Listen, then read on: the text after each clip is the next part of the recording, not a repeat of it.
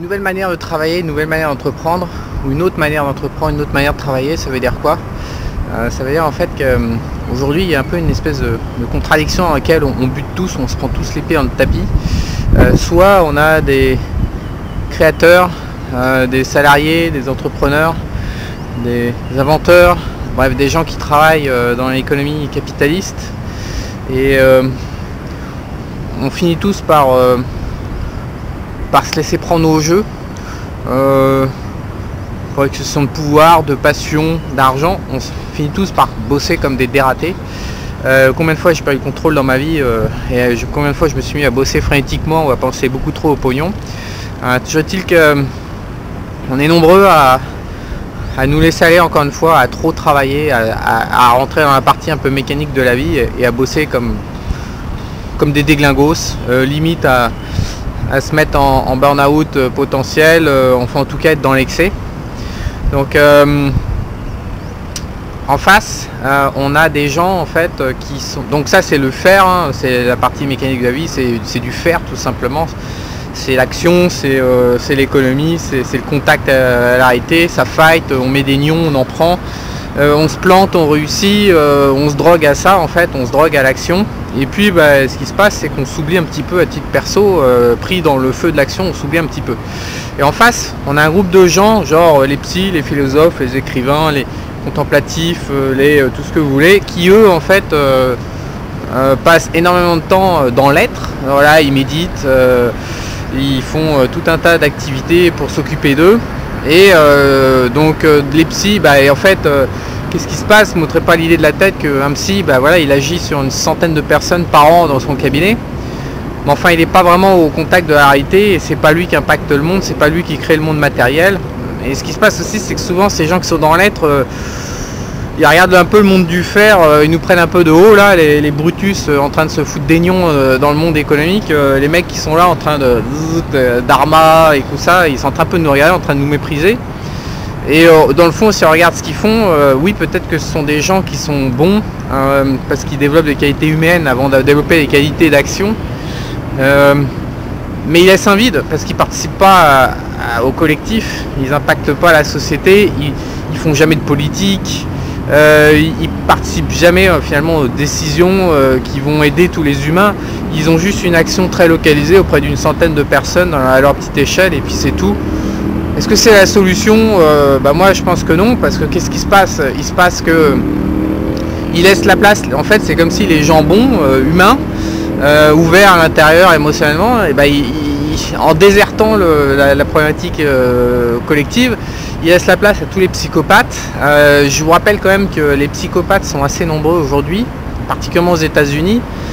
Je vous rappelle qu'historiquement, la France, l'Europe, les États-Unis, on a un peu vidé nos prisons avec tous les cas sociaux et les mecs barrés. On leur a dit tu continues à croupir ici ou tu vas te battre pour l'Empire de l'autre côté de l'Atlantique. Donc résultat, on a béné tous les mecs qui n'étaient pas câblés normalement aux États-Unis. Les mecs se sont dupliqués et 3 siècles plus tard, qu'est-ce qu'on obtient? C'est pas moi qui le dis, vous trouverez ces informations partout sur le net, mais on a 6% de psychopathes, sociopathes de naissance en fait, authentiques. Et il y a également 6% de la population américaine qui est psychopathe par mimétisme. Donc ça fait 12%, ça fait plus d'une personne sur 10 qui est au stade, pour le coup, totalement inhumain. Psychopathe, je vous rappelle, c'est les gens qui ressentent rien, qui sont complètement isolés, leur personnalité est complètement isolée, coupée de toute la réalité émotionnelle. Ce qui fait un humain, c'est ses émotions, sinon c'est les androïdes, c'est les émotions. C'est des mecs sans émotion, donc c'est les mecs qui ressentent pas la culpabilité, qui ressentent pas la honte, qui ressentent pas... qui sont dangereux d'ailleurs, qui peuvent tuer, et même pas, on n'a rien branlé de vous avoir buté la gueule. Il y a des psychopathes connus, alors tous ces gens réussissent énormément et beaucoup plus que les gens qui ont des émotions parce qu'ils sont robotisés, mécanisés. Il y en a un que vous connaissez tous qui est Tim Ferriss, lui il a tous les signes, tous les archétypes du psychopathe. Il essaie de se suicider d'ailleurs, il l'a dit récemment, l'an dernier, je sais plus, il essaie de se suicider 6 à 8 fois. Il s'est raté de peu une fois. Mais il suffit de regarder sa gueule et il suffit d'écouter, je sais pas si vous avez vu son dernier livre, la Tools of Titans. C'est obsessionnel, c'est des pathologies obsessionnelles au mieux et au pire, c'est un psychopathe qui ressent rien du tout et qui est complètement coupé de lui. Mais le problème, c'est que c'est ces gens-là qui contrôlent le monde, qui contrôlent l'élite internationale et financière est complètement psychopathe à mort, à 30 ou 40%, on va pas dire qui c'est, mais enfin on le sait tous. c'est même un peu dans leur culture. Il y a tout l'appareil d'État et pas mal d'entrepreneurs en fait, grâce au fait qu'ils se coupent d'eux-mêmes et que c'est des barrés en fait. Ils sont, pour info, en comparaison des psychopathes, sociopathes, il y a les personnalités narcissiques. Donc tout ce qui est perfectionniste, troubles de l'identité, les personnes honteuses en fait, elles représentent que 1% de la population américaine. Donc on voit bien que 12%, c'est monstrueux. On a 12% de gens qui sont là, qui sont en train de faire tourner l'État américain, l'économie américaine. Ils réussissent tous. Voilà, on a donné le monde aux mains, on a donné le pouvoir et le monde, la direction du monde matériel à des gens qui n'ont pas d'émotion. Donc on le voit tous, on sent bien que le monde ça part un peu en couille en ce moment. Depuis 10 ans, on a une gestion du monde qui est complètement anti-humaine. Mais l'explication, il faut voir aussi à qui on donne le pouvoir. Et quand on dit quelle est l'alternative, où sont les gens bons qui pourraient remplacer ces barrés, il n'y en a pas, parce que les mecs qui sont bons, ils se planquent, ils sont là, je suis dans l'être et tout, machin, je vais pas prendre des nions, non, le faire c'est pas bien. Donc moi en fait aujourd'hui je m'interroge, je me dis que est-ce qu'il ne serait pas possible, moi je fais partie des gens du faire, je suis pas dans l'être, moi les trucs, les temples, les machins, les bidules, ça me parle sans me parler quoi. Oui, je crois dans un dieu quantique, je crois même pas à la religion, c'est une blague pour moi, mais je crois à un dieu quantique, oui, mais de là y consacrer la majorité de mon emploi du temps, il va s'écouler quand même encore quelques années, il va falloir que je trouve une révélation, parce que pour l'instant j'y suis pas quoi. Et donc je me réfléchis, je me dis mais comment on pourrait associer ces deux mondes? Est-ce qu'il existe des chefs d'entreprise par exemple qui ont réussi à pas se laisser happer par le pognon, à se laisser emporter par le truc, et puis qui arrivent à vivre une vie équilibrée entre être et faire, dans un espèce de va-et-vient où les mecs ils s'occupent d'eux, ils se développent humainement, et en même temps ils vont dans la meute, ils vont foutre des nions, ils en prennent, ils changent le monde, ils créent des produits, ils avancent, ou alors je sais pas, une action politique ou via des associations, je ne sais pas. Mais le problème des associations, c'est que ça concrétise sans concrétiser. Ils sont en train de sucer l'argent public ou l'argent des donations, c'est pas non plus pour moi enfin bon, quoique les associations ça pourrait être peut-être les associations humanitaires ou à l'intérêt public au général. Il y a beaucoup de gens médiocres, psychopathes à nouveau et feignants qui utilisent l'argent des autres pour rien branler, mais peut-être que c'est un outil. Mais moi ce que je me dis, c'est ce serait bien que je collecte par exemple pour à partir de 2018, j'essaye de trouver des témoignages de gens inspirants qui sont un peu un pied dans chaque monde, parce que je pense que la solution quelque part elle est au milieu, elle est entre les deux mondes, entre être et faire. Et on n'a pas trop de modèles en fait, hein. On a que, pour l'instant, on n'a que des modèles sur une école de chaque côté de la barrière qui n'inspire pas. Mon modèle que je pratique, il est pas si, enfin, moi il m'inspire pas. Je sais qu'il est pourri. Je sais tous les 4 matins, je sais que je suis en excès et qu'il faut que je cherche à me rééquilibrer. Donc je bosse le sujet avec le groupe de stratégie de vie pro perso. Et donc j'ai introduit un protocole, je suis en train de faire un test justement pour essayer de me rééquilibrer, j'en parle et je partage avec eux et ils vont aussi tester je pense, et on va pouvoir progresser pour mettre en place une autre manière de travailler et d'entreprendre qui soit plus saine. Donc moi en ce moment je vais tester du 60-40, du 60% dans le faire et du 40% dans l'être, et je vais voir ce que ça donne, mais j'ai pas quand je parcours par exemple le truc le plus dramatique, c'est on peut même pas lire de témoignages, d'exemples de chefs d'entreprise ou de psy qui ont compris des responsabilités collectives. Des deux côtés, ça reste bien campé sur ses positions et ça manque d'exemples. Donc je me disais que peut-être que pour 2018, un projet qui serait utilitaire, et pour moi le premier d'ailleurs, et pour vous et pour tout le monde, ça serait de commencer à chercher des exemples déjà de mecs qui ont commencé à essayer de vivre une vie plus équilibrée. Parce que sinon, au final, on finit tous...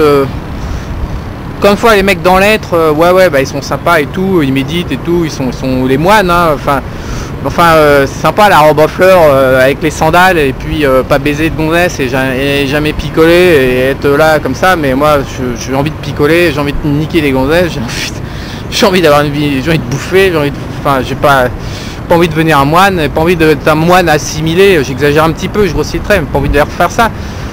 Mais encore une fois, la solution en face de bosser comme un sac et de me laisser un peu droguer au fer comme tout le monde, comme tous les gens, comme vous tous, sur Objectif Éco, tout le monde a envie de progresser, tout le monde est un peu perfectionniste, un petit côté perfectionniste, tout le monde a envie tout le monde en veut plus, sinon vous n'êtes pas sur Objectif Éco, donc